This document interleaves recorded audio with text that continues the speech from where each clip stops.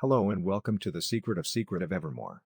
In 1995, Secret of Evermore was released by Squaresoft, nowadays known as Square Enix. At that time, Squaresoft, before fusing with Enix, was known for creating the best RPGs for the Super Nintendo with games like Chrono Trigger, Final Fantasy or Secret of Mana. Secret of Evermore, however, wasn't created by the Japanese Squaresoft but instead by the Squaresoft Incorporated in North America, which at that time was normally working on localizations of Square titles in the USA. What is special here is that Secret of Evermore was the only game Squaresoft of North America ever created before it was closed for unknown reasons. What these reasons are? Well, that's not totally clear. Officially it was probably because of bad sales figures, but this theory covers that there might be some secret Square wants you to forget and never to question. Some dark secrets surrounding Secret of Evermore and its development. This theory covers my findings and assumptions. So follow me into the abyss of the Secret of Evermore. Before we directly move to the details, let's ask some questions here. Why was Squaresoft of America immediately closed after only releasing one game?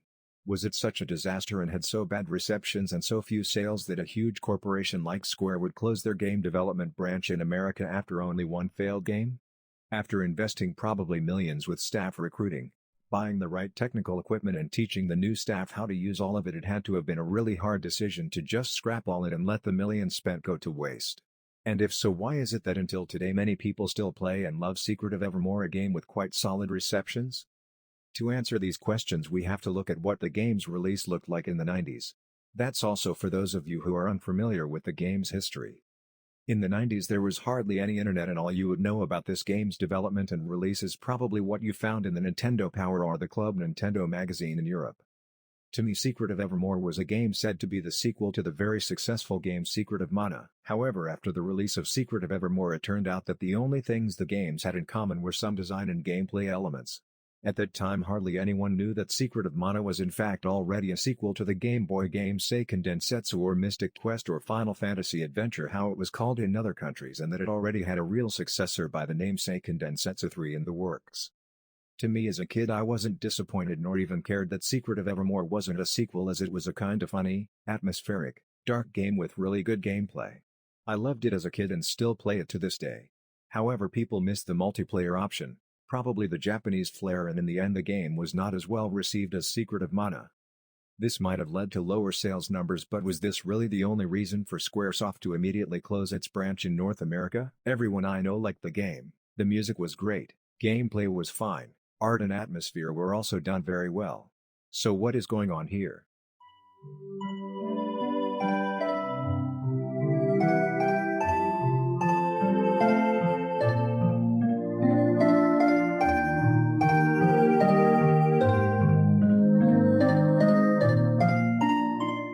While wasting some time on the internet, I read about some awesome theory from Final Fantasy VIII and remembered Secret of Evermore. I checked if there's any theories, and when I found one I began to dig deeper and deeper. First I found some blog called http://rainwoodworks.blogspot.de, which had a creepy theory about the game's plot and its writers. The theory claimed there was a writer who was working on the story of Secret of Evermore but was also part of some creepypasta stories, and that this writer had dark plans for the story which were not appropriate for children and which ultimately got him fired. However, there's no real evidence this writer existed nor that he really worked on Secret of Evermore. After reading the article, it seemed fake to me, and the proof screenshots somehow looked photoshopped. On the other hand, it looks like one of the game's programmers commented there and said that the dialogue on the screenshots is legit. Still, some parts of that theory really made sense to me, and it stuck on my mind till I finally decided I needed to take a further look. And that's when I came up with my own version and saw how it all perfectly fitted and explained everything. It started with a Reddit page where they talked about the article and where seemingly Brian Federal, the lead programmer of Secret of Evermore, said he was misquoted and that this theory is not true. However, to me nothing was set in stone with this. Was it really Brian Federal answering? What if that theory was at least onto something? What if the programmer's comment was just a cover-up? Since when do game programmers comment on fake theories on the internet? Why even bother? And why didn't he answer to more questions? All the good points that fake theory had, and he makes no comments on these? Why not? And why was Square of North America closed after creating a great game with an awesome soundtrack? Hardly any new game has a soundtrack as good as what Jeremy Soule composed here. There's so many memorable tracks I still listen to it after 20 years. And besides that, the programmer didn't comment on any reasonable assumption of that theory, which also tried to provide real beta screenshots from Unseen 64. The theory said that Secret of Evermore is a very dark game and that the story and also the artworks of the game were also always very dark and horror themed. This led its author come to the conclusion that the story of Secret of Evermore might have been heavily changed in the last weeks of the development before release, and in my opinion he or she might have been right with these assumptions. Secret of Evermore indeed has always been a game quite strange in many aspects. I mean, look at that. Creepy creatures were cut from the game. See this disgusting looking bug. They already had it in the game, created the sprites, probably with animations, and added it so they could test its programming. Why remove it? The same goes for this evil grinning raptor, which by the way looks more creepy and awesome than many other enemies in the game. Why did they cut these monsters from the game? Just because of the size limitations of the Super Nintendo cartridges? In an official interview with Brian Fedrau, he tells us that the game was originally aimed to be a 12 megabit game cartridge and they decided to bump it to 16 megabit. Quoting, he said, "Size-wise, the game was originally rather different, aimed at a smaller world and a shorter period of gameplay with somewhat simpler graphics. Over time, we came to believe the original game was simply not worthy, and we ended up doing a near-total redesign. I think that eventually bumped us up to 16 bits as we enlarged the world. We did have many instances of oh crap we are over again, but that's normal in games, and we adjusted as necessary. It didn't actually drive the card size. So they bumped the size of the game but still cut content? Why the hell add high detailed monsters if you already had to bump the size limitation? Wouldn't you want to reduce detail and only add new stuff if you're sure it will fit on the cartridge you already bumped in size? They even raised the size up to 24 megabit and still couldn't fit those monsters in? Well anyway. Let's continue with the tone of Secret of Evermore's art style and cut content. The game had also creepy realistic artworks with Peggy 12 vibe like the dog, the squid boss or the space station fresh out of a horror movie. And don't get me started on its TV commercial, you just have to see.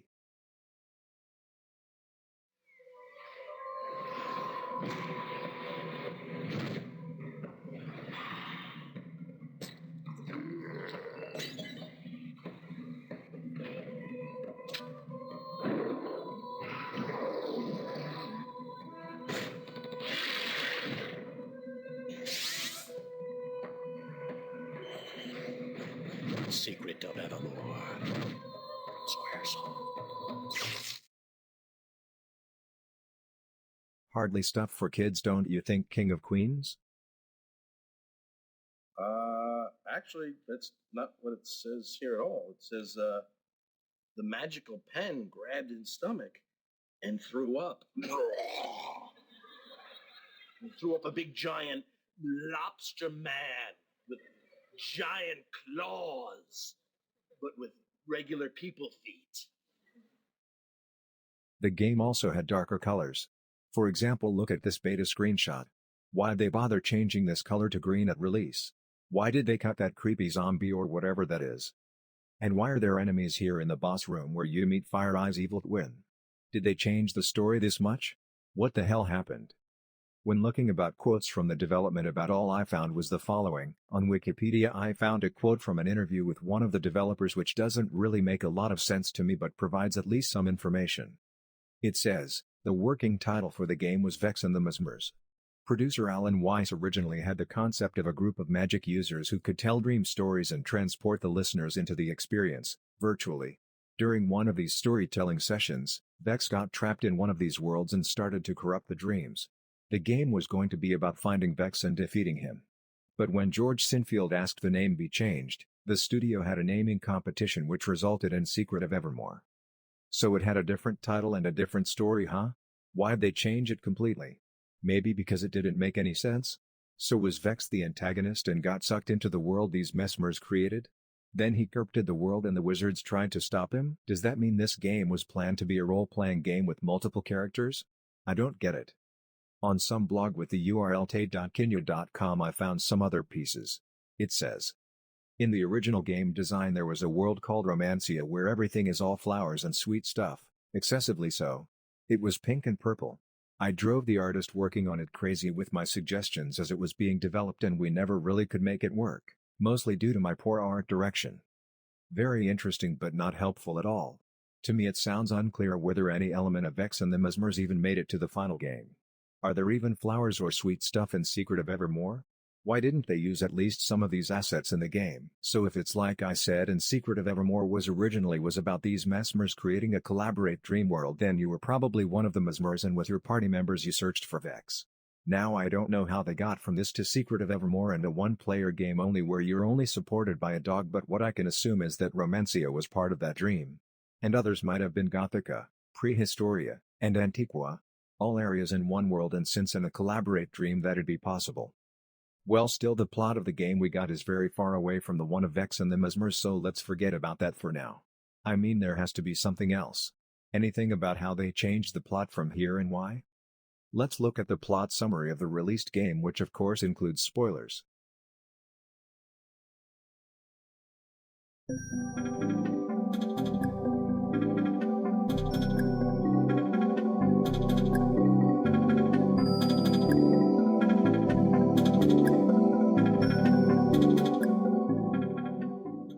So there's a secret lab in the forest of a town called Podunk, and there happens to be an accident.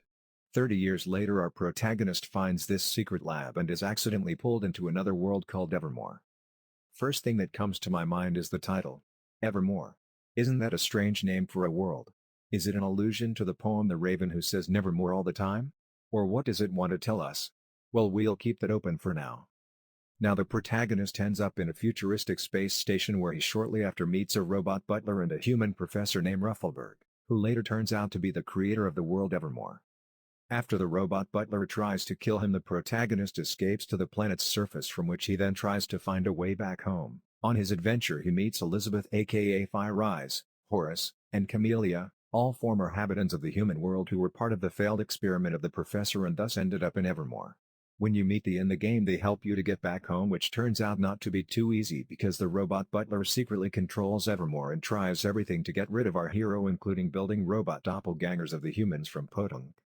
In the end, the boy gets back to the space station, finishes of the robot butler, saves Evermore from destruction, and takes the Podunkers back to the human world.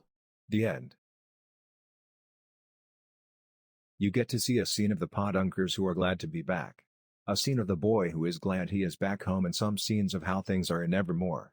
No thank you from the Podunkers, or at least a heartwarming scene and goodbye where they are together on one screen. Nothing. Now let's take a closer look at this plot, because to me it doesn't make any sense. I say Secret of Evermore wasn't supposed to have such a happy end plot. I say the plot of Secret of Evermore was full of thirst for power, betrayal and horror. The artworks are dark, the music is dark, the intro is dark, and so was the story. I say Carltron is innocent and Fire Eyes, Horace, Camellia and Ruffleberg are secretly the bad guys. The theory from that blog may be fake, but it has got a true point. Maybe there have been major changes in the last weeks before release. Changes to make the much too creepy Secret of Evermore a child-friendly game. And how to do that? You'd have to change so much stuff? Could that really work? Well, yes, I think it certainly can. First, you remove the creepy monsters and change dark colors to friendly ones. Next, you would have to change the plot in such a way that you can reuse old scenes with minor changes. That way you might only have to change some dialogues and cut or add few scenes, and voila, you have a new game. For example, the evil twins? To me they are just a cheap way Square used to make the original dark Secret of Evermore plot become the child-friendly happy end plot. I say they just used scenes who revealed Fire Eyes, Horace and Camellia are evil and just said these were the bad robots when instead Ruffleberg and co are. Why would Edgar need evil twins of Podunkers to rule over Evermore? It makes no sense if Ruffleberg can control everything from his space station in Evermore. I say Ruffleberg and the Podunkers build a machine to get to a planet they call Evermore and a space station from where they rule over that world while they're trying to find its secret power source. Now that's what I call a horror story. You think they accidentally got taken to a dream world called Evermore, not able to return? You think they created Evermore? Forget about that. Don't believe me? Then look at what I say how the real plot could have looked like. Let me start with what I call Assumption 1, the accident never happened. You know, when creating a video game you would start with writing the plot and then create the graphics and then start programming. So you would complete the story and ask everyone if it makes sense and if there are any obvious plot holes, and then if everything's worked out you start the project. Let's see.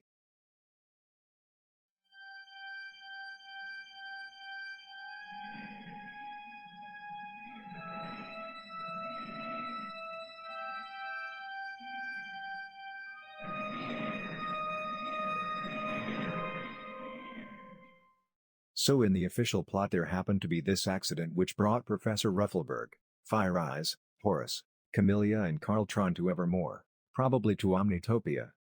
Of course we assume that because that's in the intro where we hear an explosion and where we can also see the broken windows of the mansion as soon as the boy finds it 30 years later. On the other hand, during those 30 years no one took care of the building, so these windows could easily have been broken by whatever happened in there in that time. Furthermore, that explosion sound is also heard when the protagonist boy is transferred to Evermore, so it could just be the normal noise the machine does when transferring stuff to Evermore. And maybe it is just that sound due to size limitations Squaresoft couldn't add another sound effect. Well, at least it seems the Podunkers somehow couldn't get back to Earth. At least not Horace, Fire Eyes and Camellia, who apparently due to Carltron's sabotage ended up on the surface of Evermore instead of the space station, and who tell us so later in the game. So the secret lab was destroyed and 30 years passed in the real world, while in Evermore only some years must have passed. We know that because Fire Eyes is still a child and still far from her 30th when our hero meets her. Camellia is queen already, but maybe Gothic is king like Spooty and married her on the spot. Then after that the 30 years pass, the protagonist boy ends up in Evermore, meets Carltron and Ruffleberg, escapes Carltron's trap and lands on the surface of the planet. Now let's stop here for a moment to check if all of that makes sense. If they couldn't get back to Earth, how did the hero get to Evermore? That question is not really answered in the game. It could be that the machine was broken due to an explosion but got repaired by Professor Ruffleberg on the Evermore side. This however wouldn't answer how the Earth side was fixed, because when the hero finds the teleporter to Evermore it seems to be in perfect condition and worked perfectly on both sides, and it was even turned on. If we assume that there wasn't an explosion and the machine still worked, then this would raise the question why the Podunkers didn't go right back to Earth after they landed in Omnitopia. Alright, the Podunkers directly landed on the surface due to Carltron's sabotage. This however turns up more questions. Why didn't Ruffleberg land on Evermore's surface too? If everything was planned by Carltron, why not send Ruffleberg to Evermore while ruling the planet by himself? And if Carltron needed Ruffleberg for some reason and had him stay on Omnitopia, that would mean he must have had control over Ruffleberg right after the Podunkers arrived in Evermore, otherwise Ruffleberg could have fetched up his friends right away. If that is the case however and Carltron was bad since the experiment, then how can we understand our first encounter with Carltron and Ruffleberg? Carltron sees us and leads us past the professor. Carltron says, "You're disturbing the professor's experiment," while Ruffleberg asks if we are a visitor. Carltron then answers that we weren't visitor, indicating he will get rid of us now. Ruffleberg doesn't even react to that. This scene raises a lot of questions. First of all, does that to you sound like he is a creepy android forcing Ruffleberg to do as he wants, or does it sound like a normal helping android? And what does Ruffleberg say? He says, "Oh, is that a visitor? I mean, what? Now is he afraid of Carltron or not? Doesn't he wonder that the teleporter still works? Doesn't he care about him wanting to kill a person who could help him get rid of this dangerous robot? Doesn't he want to scream at the boy for help or to warn him? No, he does nothing like that. He just lets Carltron take you away. Even if he secretly wanted to help you, he didn't do so until you reach him later in the game. Also, what are these experiments? To me it looks like either he doesn't want to help you or he doesn't know Carltron is bad yet, which would make no sense because then he could save his friends without a problem. However, why wouldn't he want to help you unless of course that this is an old scene from the old dark plot. What if they didn't even bother changing the dialogue here? You know, in the game which was released they could have just erased the professor out of that scene and it would have made more sense. He really didn't have to be there and it would have changed nothing. But with the way it is, wouldn't it make more sense if the professor says, "Oh, there's an unwanted guest who came through that open gate? You know what to do, Carlton. Get rid of him." It makes so much more sense that the machine was never broken and was working all the time. Ruffleberg never wanted to rescue his friends because they were never in danger. He could have picked them up and they could have gone back at any time. And why would they want to stay in Evermore? Well, because it was their plan to go to Evermore from the beginning. Why else create the gate to Evermore? To do what? To control that world as powerful leaders, of course. Fire Eyes controlling Prehistoria, Horace controlling Antiqua and Camellia controlling Gothica. Don't believe me? Well, there's more proof to come. First, let's continue with the story to see how the dark plot really could have looked like, and proof assumption 2. The Podunkers are evil and the robot twins weren't original there.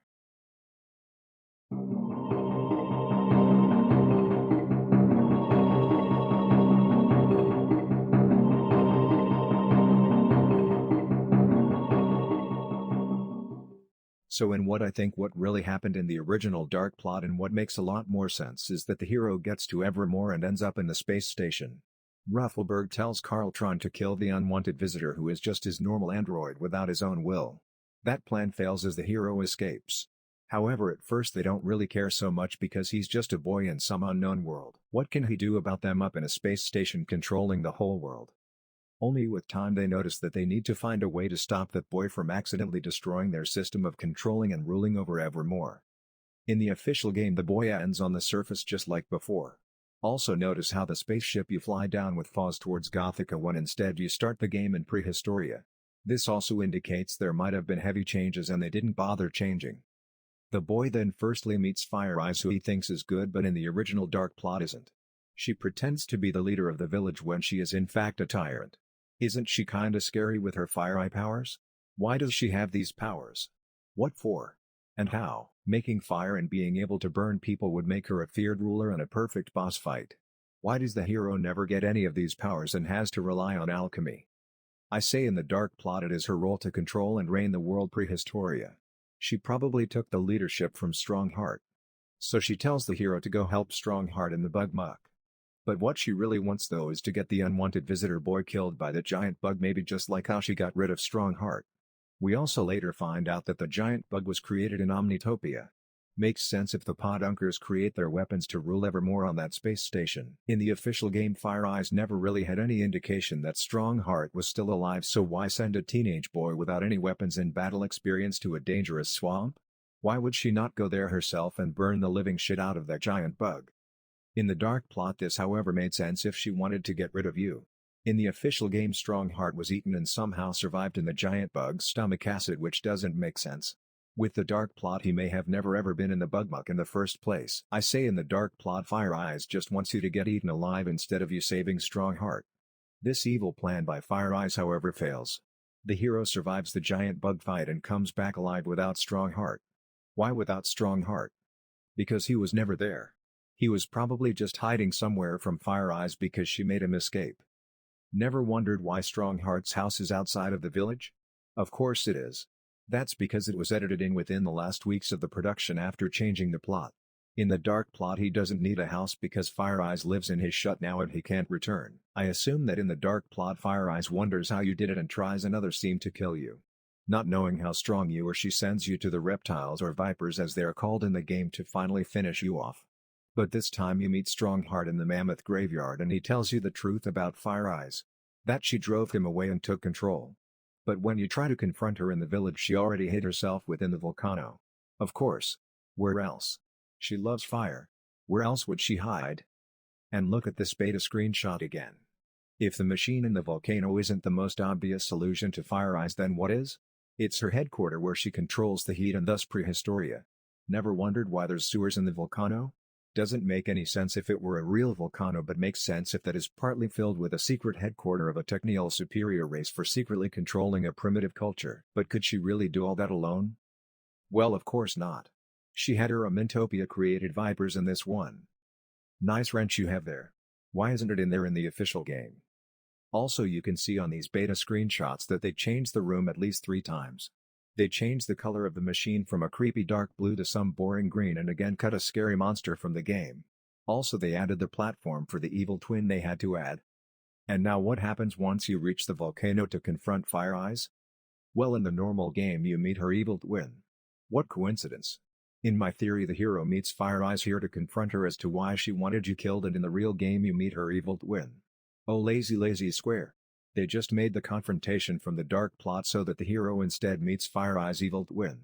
No more children inappropriate fight between humans with blood, but instead a fight where the evil twin robot just harmlessly disappears. So what else happens in the normal game? Fire Eyes teleports inside the volcano and meets her evil twin.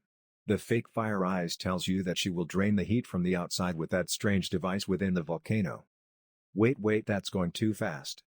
First, why the hell can Fire Eyes teleport?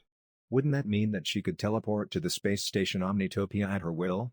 Well, not in the harmless plot, but certainly in the Dark version where she was bad all along and was able to return to the space station whenever she wanted. As the Podunkers try to rule over Evermore, they can either go everywhere with a spaceship or maybe by the power given to them by the space station. My guess is that when changing this scene in the last month of development, no one noticed that Fire Eyes teleporting makes no sense here. She could just have been following you, but they didn't want to add all that running around. Just change the evil Fire Eyes to an evil robot and teleport in the friendly plot's Fire Eyes and then just make her explode. Yes, you heard right.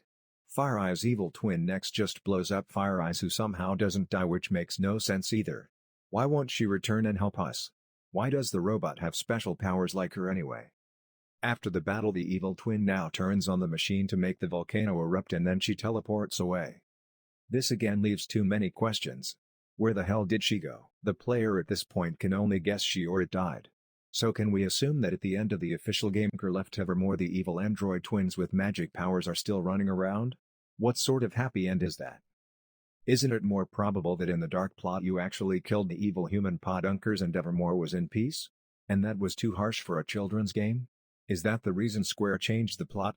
Is that why they closed Squaresoft of America, because they even thought about creating such a game for children? If the evil twins are just androids, why not show they are made of metal and let the hero kill them? Just let them explode or something like they did with Fire Eyes in the official game?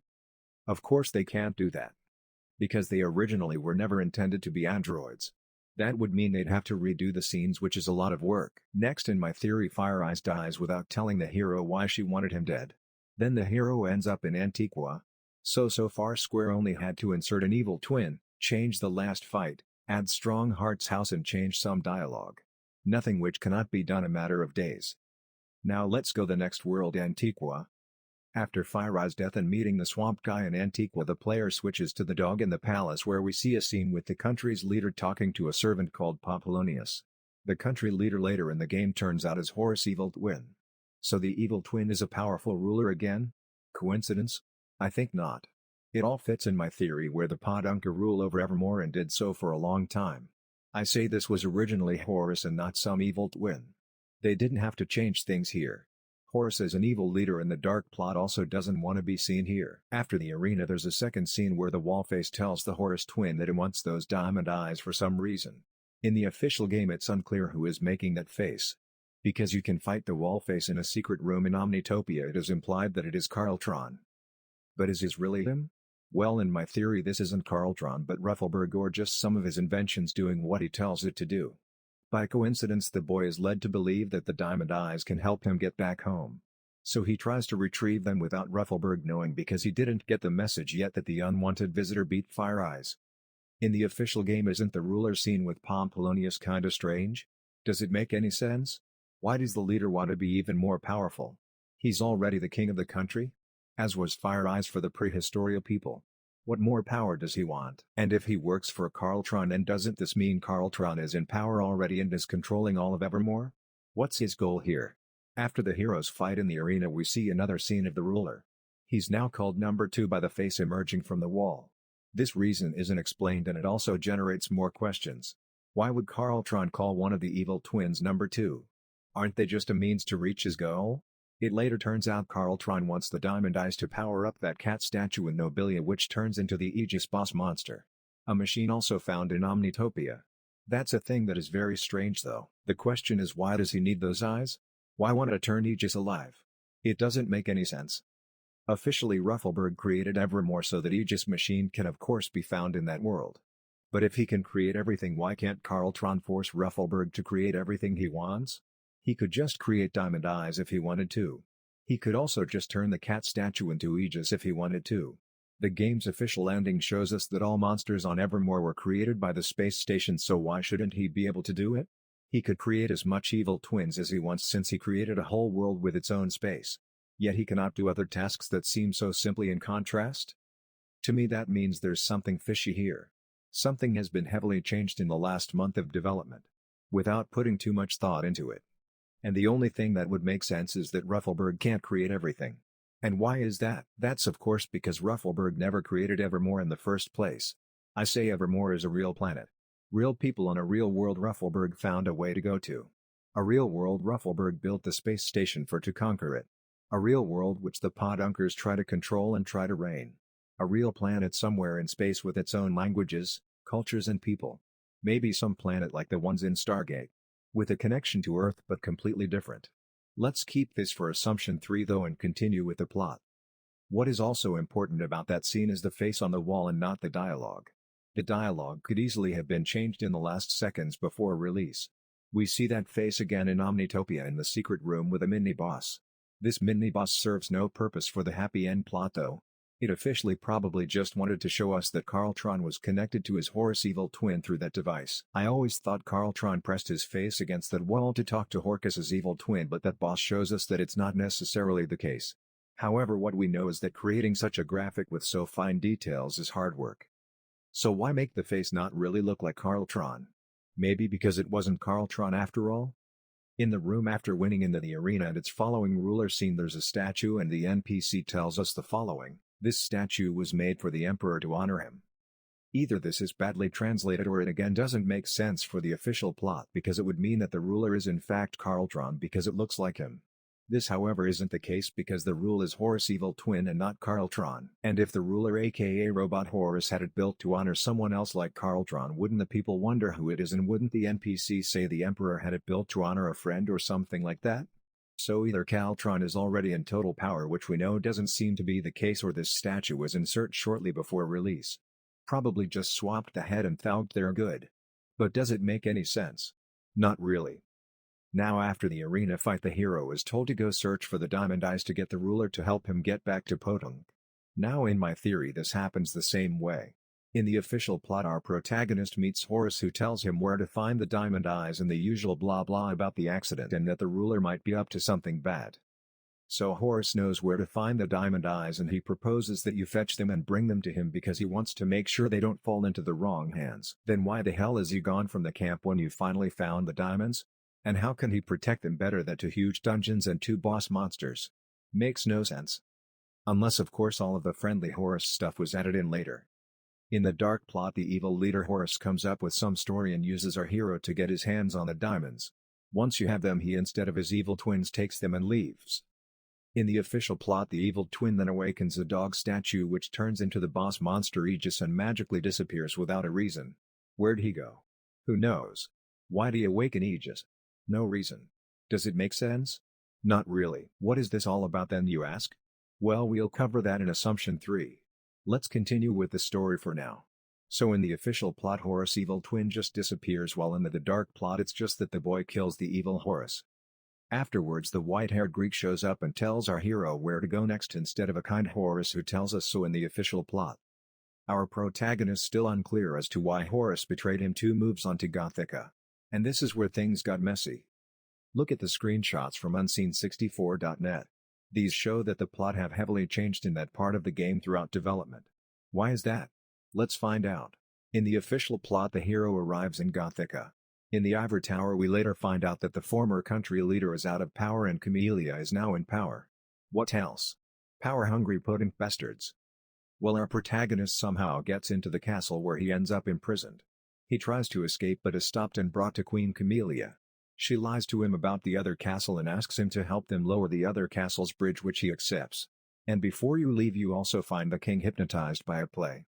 After you reach the other castle you learn the truth about everything that happened from the real Camellia and then go back to the other castle to stop her evil twin. You first free the king from his hypnosis by fighting Mongola, and afterwards the fake queen tries to kill you by jumping on you. Now how could the original dark plot for this part have been? And why would Square have to change Gothica more heavily? Well, before I get to this let's look at some beta screenshots first. Amazing, isn't it, how this looks completely different from what the game looked like later. We see that the king normally stands in front of a house besides an old woman. Now don't you wonder why a king would just walk around in the city? And what the hell is this? I know it's hardly recognizable, but what is this? This fucking gives me the creeps. That's a face. The face of a bear or something similar. And there seems to be something else in the upper left corner too. Perhaps some relic from Vex and the Mesmers or something too creepy for a game for children, and so they cut it? Now why would Square have to change Gothica more heavily? Well, it could be because in the official plot it would have been too obvious to players at this point that the queen would turn out being a bad person again. In the official plot the king was hypnotized, the evil Camellia clone locked in the real Camellia and within several months built a second castle where almost all of its inhabitants followed her to. When the boys meets her, she sends him off to get him killed or to make him open Ebonkeep's gate so that she can invade the other castle. Let's ask some questions here again. First of all, does this make any sense to you? How could she have built another castle in that short time? And why would she need to build another castle? Why not use the one already there? And why would the people follow her to another castle without wondering what this is about? And why first leave the castle only to then try to recapture it? All of it makes no sense at all, unless of course there have been massive changes. If, like on the beta screenshot, the king was originally outside of the castle, it could mean that maybe in the original dark plot the king was just cast out of his castle by the evil potent Camellia instead of the real Camellia trying to get back her castle from her evil twin as in the official plot. In the dark plot, I'd say that the real evil potent Camellia got into power with the help of Mongola, who probably was created on the space station. Camellia had Mongola hypnotize all of the guards and took over the castle. Maybe she even hypnotized the guards herself, and not only the guards but also the people. Do you remember those call beads you get from those friendly podunkers in the official game? That stuff you never used because it did hardly any damage and which seemed to have been added in the game for no reason? Isn't it suspicious that the podunkers have these powers? Doesn't it make sense that maybe after Square removed the boss fights versus the podunkers, they sought for a way to reuse their boss battle animations? For Fire Eyes, these are of course fire skills. And what do you think Camellia has in her repertoire? When summoned using a call bead, Camellia is able to cast Hypnotize, Plague, Shockwave, and Shield. Oh, so she can hypnotize? Isn't that convenient? I think in the dark plot the evil human Camellia cast out or managed to escape and take refuge in Ebonkeep. His people, however, lived in fear of the new powerful queen and tyrant. With sheer luck you win the dog race contest and get to meet the evil tyrant called Camellia, and she immediately tries to get rid of you by sending you through the dark forest for some reason. Then you reach Ebonkeep, where you meet the king, who tells you the truth about what happened. In the official game in Ebonkeep there is hardly any people except for the merchant and an old woman. Wait a moment. Old woman? Of course. She's the one with the king on the beta screenshot. They just put her in another room and removed the king. Maybe it was like that. You get to Ebonkeep and there you meet the king and the old woman. You learn the truth by talking to him and then return to Ivory Tower. There you fight Mongola and Camellia and like a real hero free all of the inhabitants from their hypnosis, who then return to Ebonkeep. Remember the scene where Camelia's evil twin dies? Now this scene gets more dramatic when she desperately tries to kill you. In the official plot this is but a funny scene, but in the dark plot this would just show how desperate the evil podunkers became. She rather dies by sacrificing her than let the unwanted visitor destroy their plan. Again a podunker dies and our hero begins to understand what's going on this planet. With the help of Tinker he finds a way to get to the space station. Last but not least we arrive to Omnitopia and we make our way through killer robots, killer reptiles and killer plants to Dr. Ruffleberg. In the happy end plot he is the point connecting all the strings. You can't get any more plot details than from him. He officially tells us that he created Evermore and that Carltron is the evil mastermind. He also says that Carltron used the device which brought us to Evermore to destroy the podunkers' lives and blackmailed Ruffleberg to build the evil twins by daring to destroy Evermore. Wait, what? What the hell is he talking about? He didn't say a word when we arrived in Evermore and now this? Well, we have an airship now and we could just fetch the podunkers and leave. The device is ready to get us all out of Evermore. Surely you can shut down Evermore from your lab in Podunk or what? Why would Carltron threaten to destroy that world if he already rules over it? Why would it matter if it is destroyed if it is a dream world to begin with? Now we gather the energy unit which somehow still has the energy from Diamond Eyes stored within to turn on a stupid teleporter which brings us to a room where Carlton hides. Well, not Carlton but Carlton's robot. Of course Ruffleberg didn't tell us about him. Why tell us he built a super strong killer robot for Carltron waiting for us? You know why warn us? And what happens after we defeated Carlton's robot? Carlton shows up with some red sparkling stick in his hand and wants to attack us. However, Ruffleberg comes in and deactivates Carltron. Really now? He can deactivate him that easily? What the hell have you been doing the last years? And how did he get there in the first place? Why did we go through all that collecting shit to get the teleporter working if we could just have come through the fucking door? Nothing here makes any sense. Well, the ending is about to start.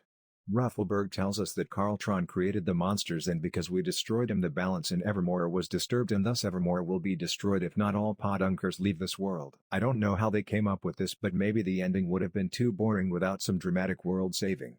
Afterwards we get teleported back to Podunk and it's the end.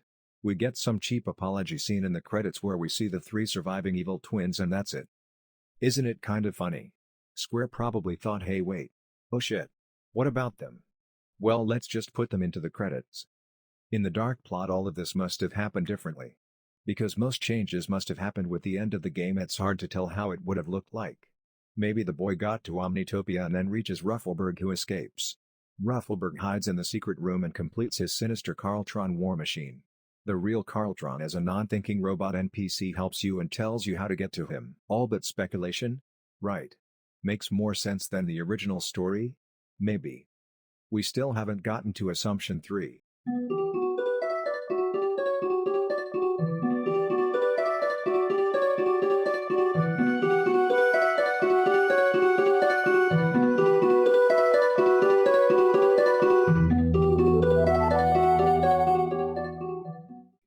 Remember those diamond eyes in the energy unit? You ever wondered why they took such a huge part in the game? You have to find them through all of Antiqua and again to get to Carltron's lair. And why was Carltron after the eyes in the official game? And what were the Podunkers after in the dark plot if they already had control over Evermore? In my opinion, it only makes sense in one case. If Evermore is a real planet just like the Stargate movie, then maybe the Podunkers are not only after the reign over that planet. Maybe they are after something much more powerful. Maybe something like a mystic artifact able to produce unlimited energy? Would fit to the title of the game, wouldn't it? Evermore. Like our evil Podunkers always want more. More power. More influence. In the official game, Carltron wants the diamond eyes before even thinking about using them against you. Only later it turns out that he needs them to lead us to a trap and to have Aegis kill us? Or because they are the only thing on Evermore's surface which have the energy to take us up to space? Then how does he know that? He's not even talking about the boy in the first scene where that wall-face talks with Horace Evil Twin. Only later he says that they already had problems with him before. And why did Ruffleberg create them in the first place? And why would Carltron not just tell his number 2 he needs them to stop the boy? Why say he wants them to gain eternal power? Nothing of it makes sense unless Evermore is real and someone was after them for a higher reason. In the dark plot, it would be Podunk's Horace, who probably in Ruffleberg's command is after those diamond eyes in that scene. I guess it's evil Ruffleberg who's after a power source from this unknown planet he's been trying to conquer. To get even more power. That's also the reason he can't influence everything. That's why he needs spaceships to travel to a space station. Why would Carltron need more power if he's already controlling everything? Makes no sense. In the dark plot, it makes sense that the evil Podunkers fear that someone could take away their reign over Evermore. Why else would there be a space station from where you control the planet? Why would Ruffleberg create a space station in his dream world Evermore to control with it from within his dream world? He could just control it from Podunk.